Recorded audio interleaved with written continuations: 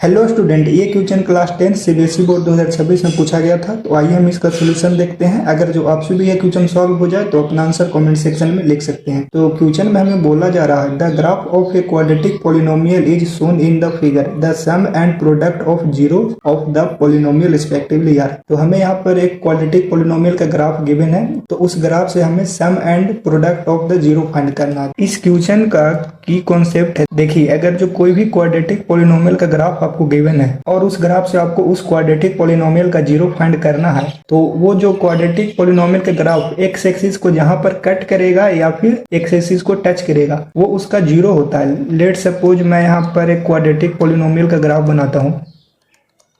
ये quadratic polynomial का graph है। ये देखिए एक्स एक्सिस को एक पॉइंट यहाँ पर लेट सपोज ये पॉइंट x1 है और एक्स एक्सिस को एक पॉइंट यहाँ पर लेट सपोज ये x2 है। तो ये एक्स एक्सिस को दो पॉइंट पर कट कर रहा है, तो ये x1, x2 इसके जीरो हो जाएंगे। लेट सपोज एक और क्वाड्रेटिक पॉलिनोमियल का मैं ग्राफ बनाता हूँ।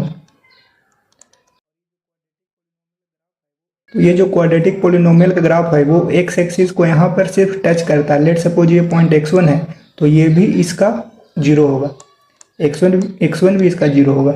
तो हमें यहाँ पर जो क्वाड्रेटिक पॉलिनोमियल का ग्राफ गिवन है वो एक्स एक्सिस को एक पॉइंट 3 है और एक -1 है। तो 3 एंड -1 इसके जीरो होंगे, जीरो इक्वल टू 3, -1। एंड जब आप इसका सम कीजिएगा, सम ऑफ जीरो, तो ये 3 plus of -1 equal to 2। And product कीजिएगा तो ये 3 इंटू -1 इक्वल टू -3। तो इसका sum and product of the zero हो जाएगा 2 एंड -3, ऑप्शन बी।